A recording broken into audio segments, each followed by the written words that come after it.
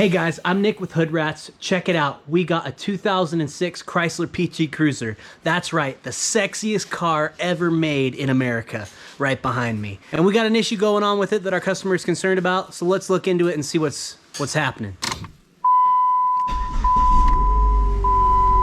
Now our customer's main concern is this noise that they're hearing. Check it out.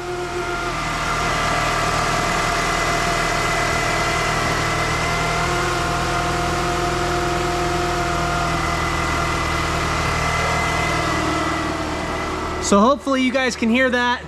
We have got to figure out where that's coming from, and we're gonna do that right now. Okay, if I look like a doctor, it's because I am. I'm the car doctor, and I got my mechanic's stethoscope right here. I'm gonna go down and we're gonna stick it inside here and see what sounds really loud. First, I'm gonna check the power steering pump, reservoir. A little noisy. It's a little noisy, not too bad. Gonna go down, I'm gonna put it on the alternator, which is what I'm suspecting.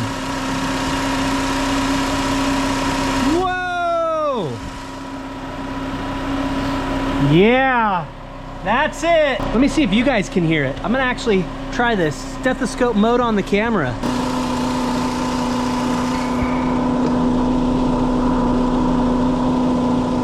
So there you have it, guys. There's our noise, a nasty alternator. And it also correlates with the check engine light coming on and off a couple of times for these guys. And it was related to charging system low. So we're also gonna check with a multimeter and see what our voltage is putting out right now.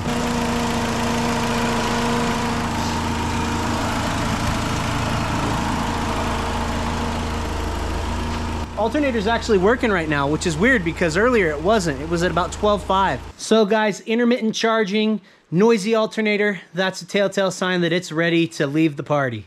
So let's get in and take it out.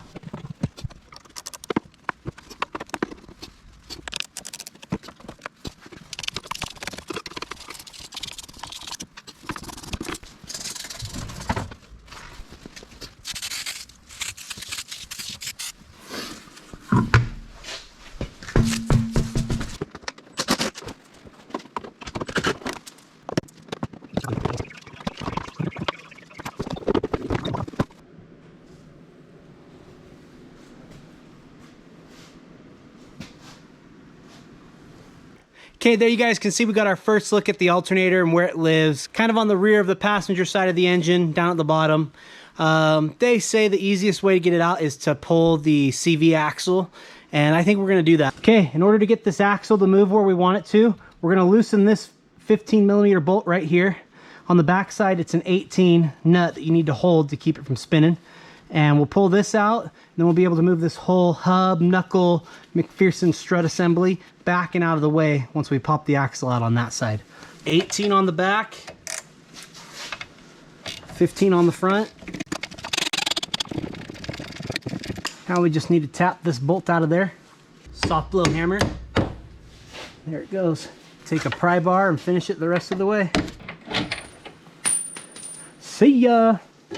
Now, if we're lucky, this will just pop free.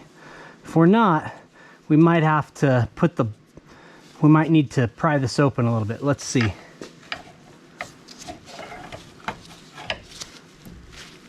Oh, I think we'll go.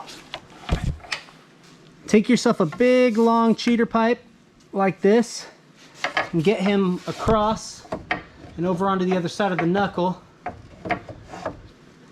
And you can work this whole thing down and you'll see it start to pop out of the hole.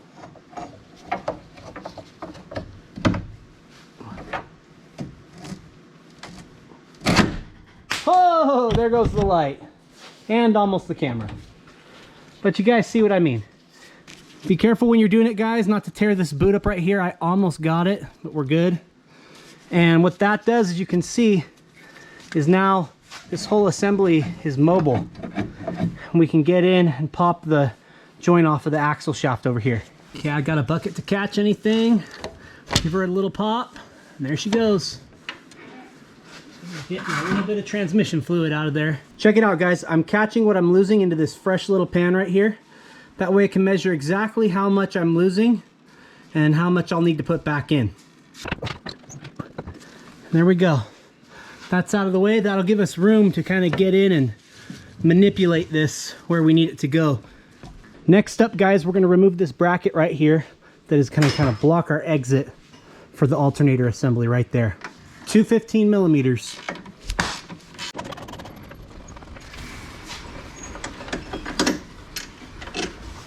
Now you can see we've got a lot of room to work with, a lot of real estate in there. And we can move this axle wherever we need to. We're gonna remove these two serpentine belts. Look how cracked that belt is, guys. Ready to be replaced.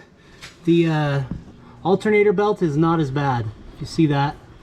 One's in much better shape. So right here, I'm assuming that's a 15 as well to get that tensioner off. Let's give it a go. That tensioner is a 15 millimeter, guys. So rotate it clockwise. It'll come off tension. You can work it off the rest of the way. Pull it off your pulley up there. That, my friends, is a very bad belt. Ready to be replaced. Probably squeaks like crazy. Probably one of the worst belts I've seen in a long time. Okay, the alternator does not have a tensioner. It pivots itself, and that's what tensions the pulley for the alternator. So in order to break that tension loose, we gotta loosen that bolt right there, and there's one up top that we're gonna show from the top side in a second. This is also a 15 millimeter.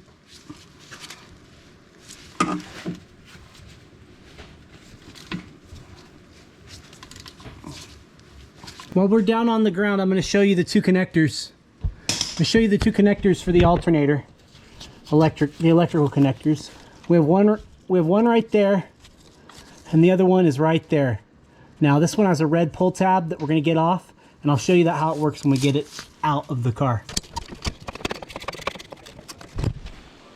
Okay, you guys get it. It's a little bit of a pain in the butt to get the camera up in there and show you, but 10 millimeter on that large lug holding the alternator, the main alternator lug on. Get that broken loose and take it the rest of the way out with your hand like this, making a funny face, and you'll get it.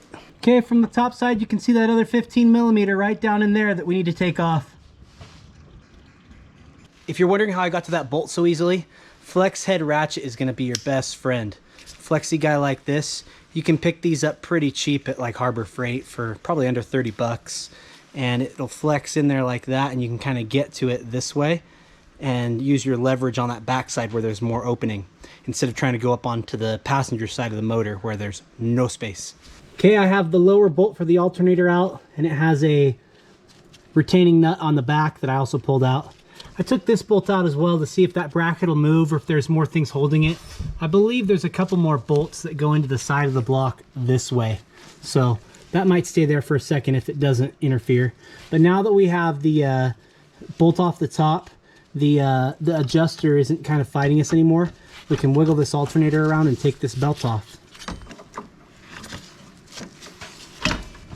And then push that alternator back a little to get the belt the rest of the way off. And there we go. We got a belt too. This belt is in much better shape. It's not perfect, but it's probably a squeaky belt as well. You can kind of see there's fuzziness to it, so, and stuff in the grooves, so replace that one too. You can see it's hanging on for dear life on the tensioner bolt right there. So we just need to kind of work it off of that and bring it down. And now it's not hanging anymore. Now you can see it'll kind of push and move out of the way, but we're still fighting for real estate. And we got this hose back here that goes to the power steering rack. We might be able to flex that guy out of the way slightly, like so. Being careful not to break anything. And that might afford us a little more room. But if you look at that, we're now down, but we can't get out because of this bracket. So most likely we're gonna take that bracket off real quick. I'm gonna squeeze you guys inside the engine real quick, and we'll see if you can see those bolts.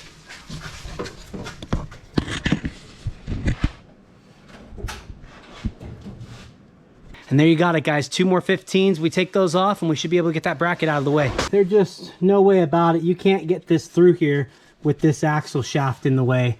So I got fed up and I busted the 32 millimeter loose right here and got this axle shaft starting to come out.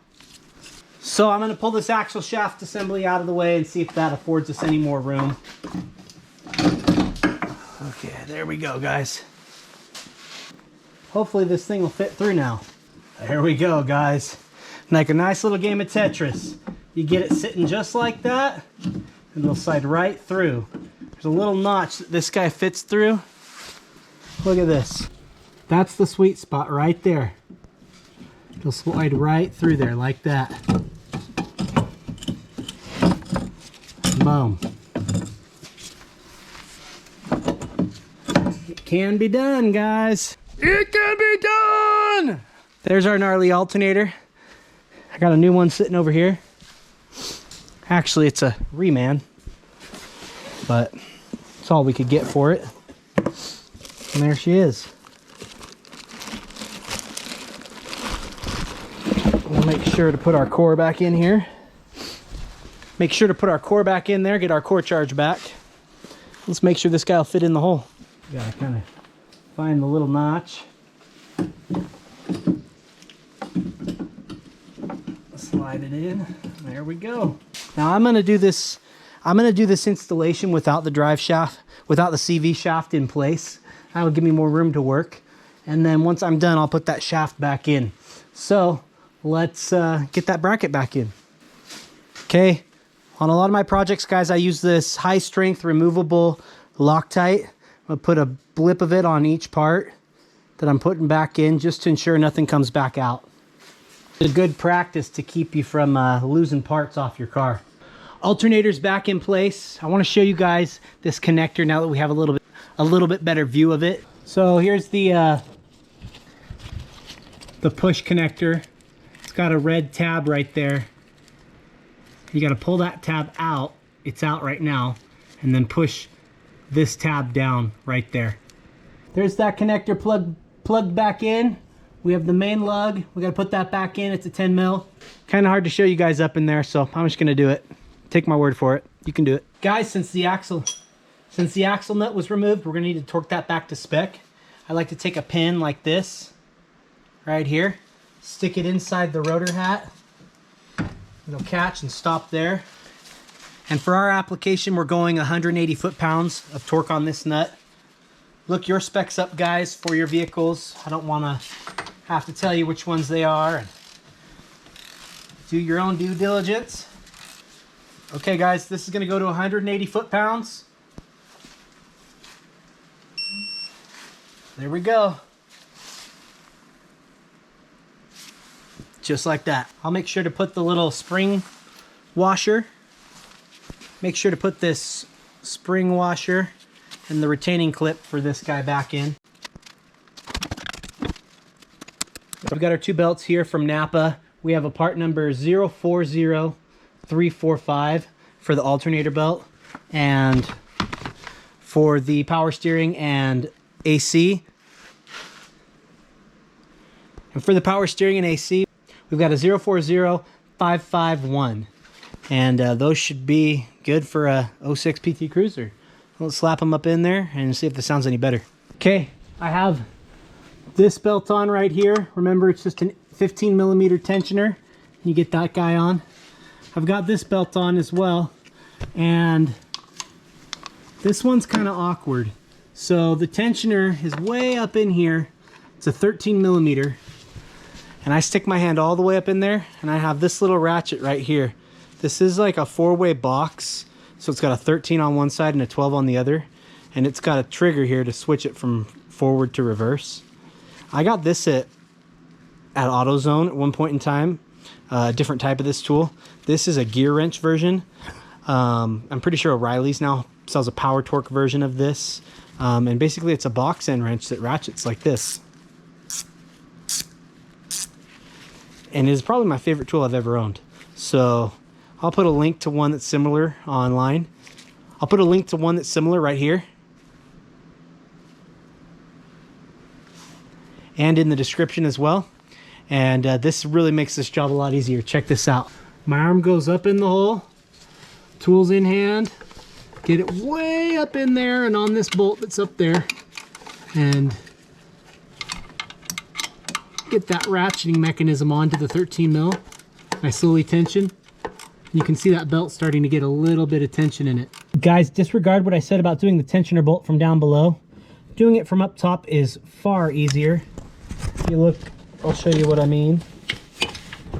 We get right there onto that 13 mil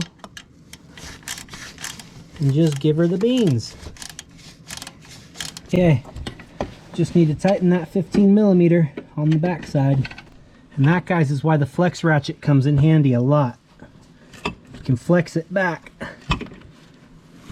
and really get into spots that would otherwise be hard to get a lot of torque on. In this distance, guys, Guten tight, because you can't get a torque wrench in there, really. We should be ready for fire up, so let's just double check, make sure there's nothing in there. Could screw anything up. Looking good. And while I was off camera, I reconnected our battery terminals, cleaned them up, and coated them with some protectant. So we should be ready to fire up. Let's see if this is any quieter. Much better, guys. We have an alternator light on. Well, I guess we didn't have one on before, but there we go. Before we run this too much, I want to get my transmission fluid, show you how much I lost. So we ended up filling this cup up right here. There we have it, guys. She's running like a champ. We are hooked up to the multimeter. We are cranking out about 14.5 volts.